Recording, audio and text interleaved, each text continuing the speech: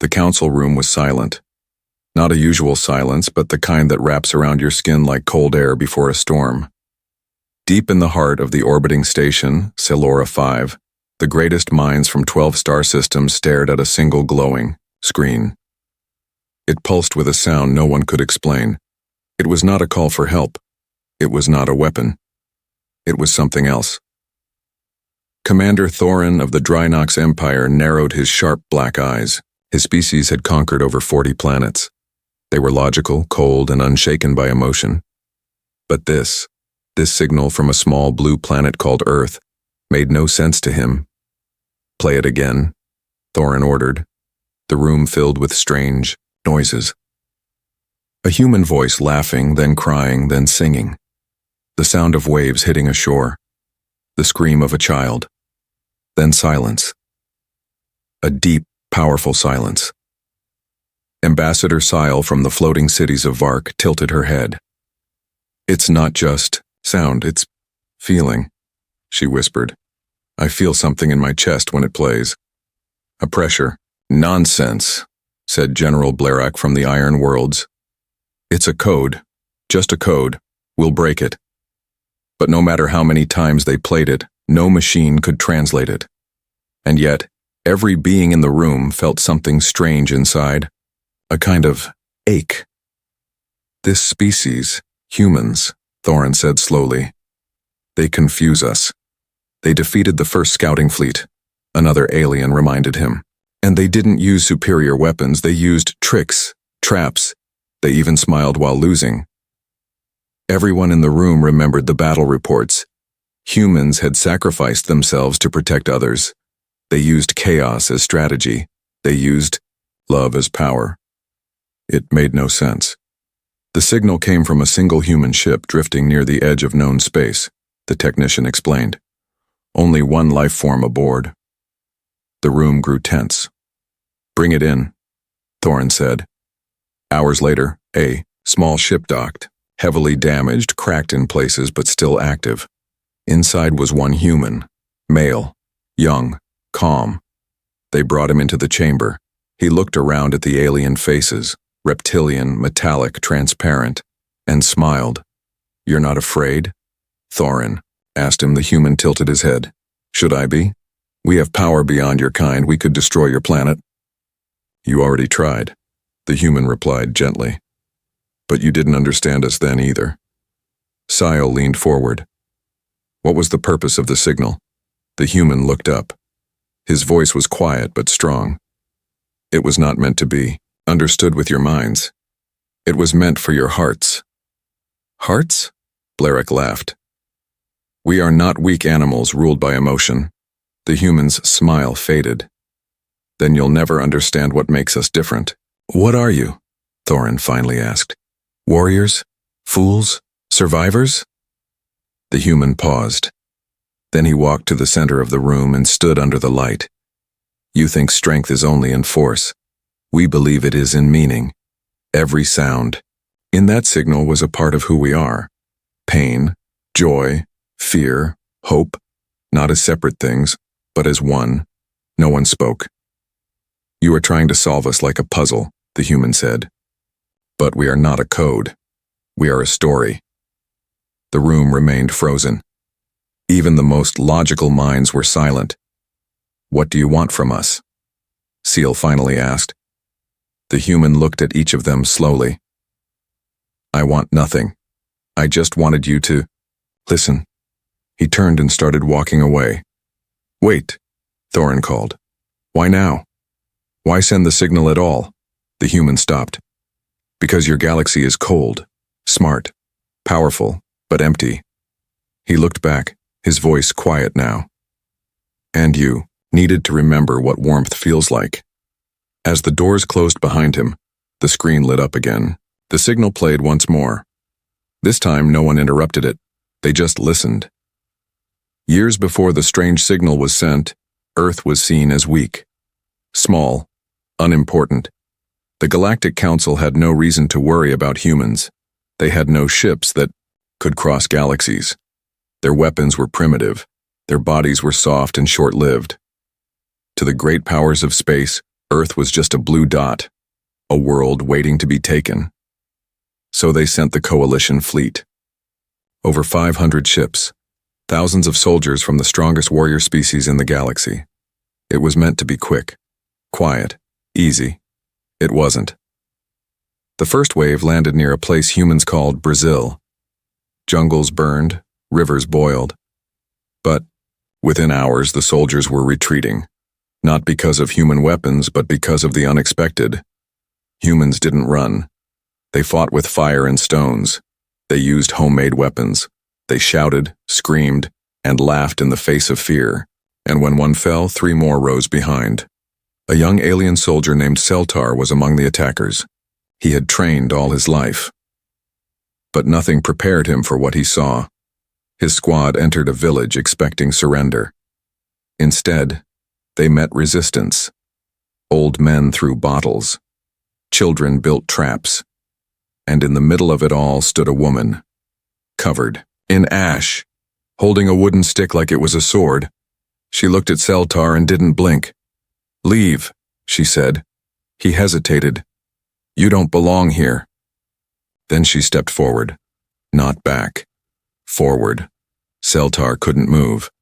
Something about her eyes. They weren't full of fear. They were full of fire. His commander shouted at him, "Strike her down!" But Celtar lowered his weapon. "I can't," he whispered. Behind him, the rest of his squad was already in chaos. Humans didn't follow rules. They didn't retreat when they should. They didn't act like the council expected. And that's what made them dangerous. The coalition began losing battles, not because of strength, but because of unpredictability. Humans didn't fight to win. They fought for each other. A man carried his injured friend across fire just to keep him alive. A child threw rocks at machines just to slow them down. A family shared their last food with a stranger hiding from the aliens. Celtar saw it all. He wrote in his war journal, "They are not soldiers. They are storms, full of chaos, full of purpose. You cannot defeat a storm. You can only survive it." After 3 months, the coalition pulled back. The leaders blamed poor planning, poor weather, poor strategy, but the soldiers knew the truth. Earth was not just a planet, it was a beating heart, and humans were its pulse. Celtar returned home, but he was not the same. The woman with the wooden stick stayed in his mind. Her voice, her courage, he could not forget. Many others were changed too. Warriors who once laughed at humans now spoke of them with respect and fear. In council meetings, the elders argued. "We must study them," some said. "We must avoid them," others warned. "We must destroy them before they grow stronger," whispered a few. But it was already too late. The humans had left their mark.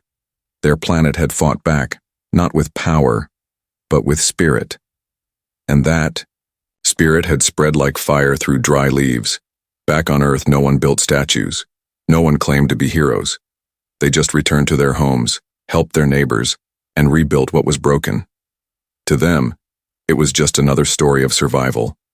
But to the galaxy, it was the beginning of a mystery they would never solve. A planet without fleets, a species without fear. And yet, they had won. Years passed after the failed invasion of Earth. The galaxy never forgot.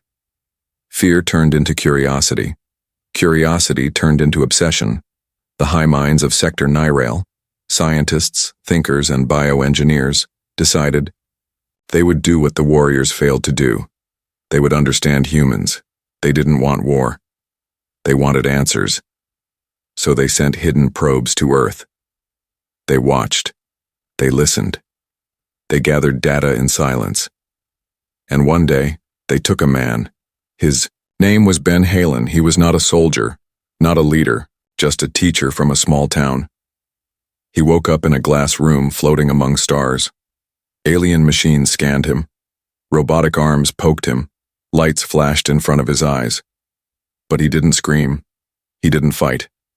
He just sat, calm and still.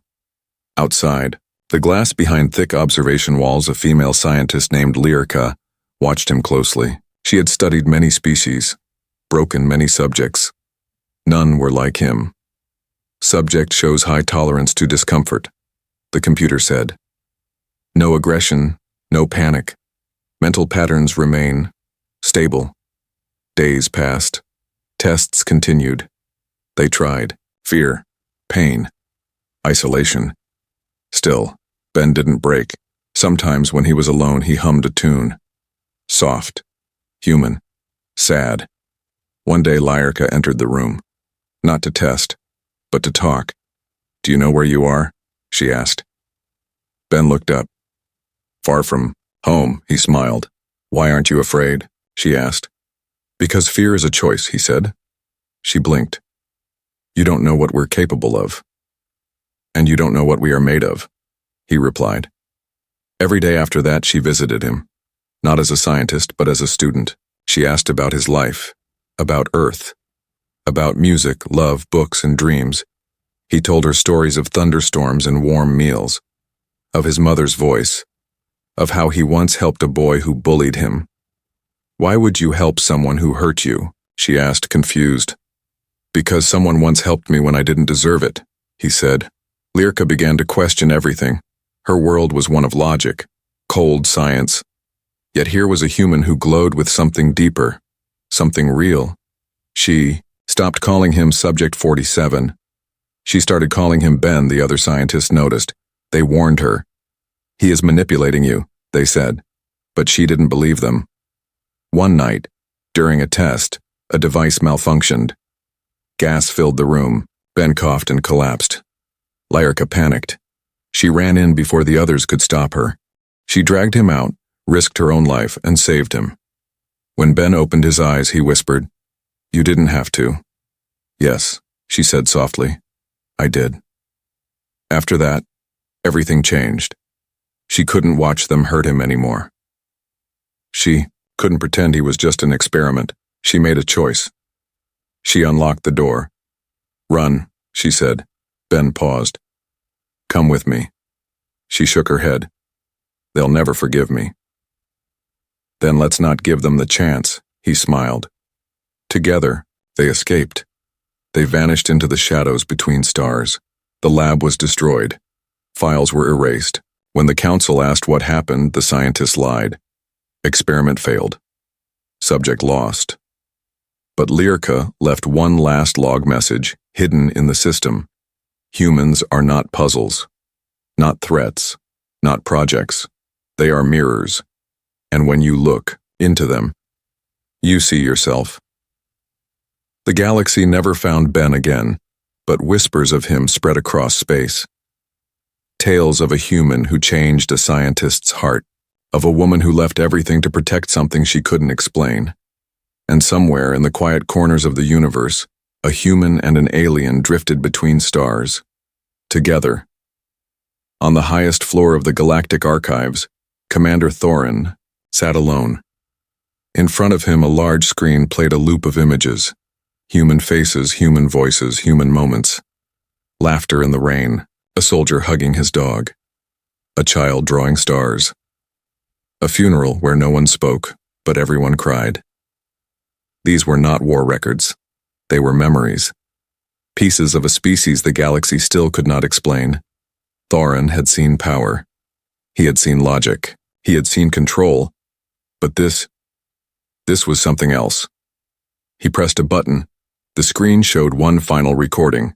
It was Ben Halen, sitting on a quiet hill, a soft wind blowing, an alien woman, Lyrica, resting beside him. He looked at the camera and spoke. You wanted to know what we are, he said gently. You sent fleets, you asked questions, you did tests, but none of those showed you the truth. He paused. We are not the strongest. We are not the smartest, but we feel everything, deeply, and that is our power. Ben looked at the sky. We cry when we love. We scream when we lose. We risk our lives for people we just met.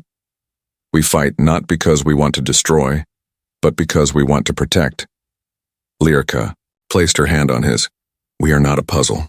We are a story, Ben said. And stories are meant to be heard, not solved. The video ended. Thorin sat in silence. Behind him, the Galactic Council met once more. Some still feared humans. Some still wanted to control them. But something was different now. Ambassador Siles stood and spoke. "We feared what we didn't understand," she said. "But maybe understanding was never the answer."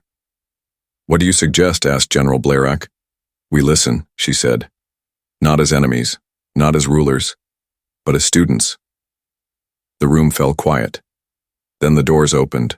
A group of young, alien students entered, small, curious, full of questions. They walked past the council and gathered around a human guest.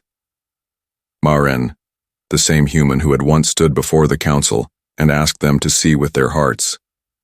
He smiled at the children, opened a small box, and from it pulled out a simple wooden instrument, a guitar. He played. The sound was soft, warm, full of life.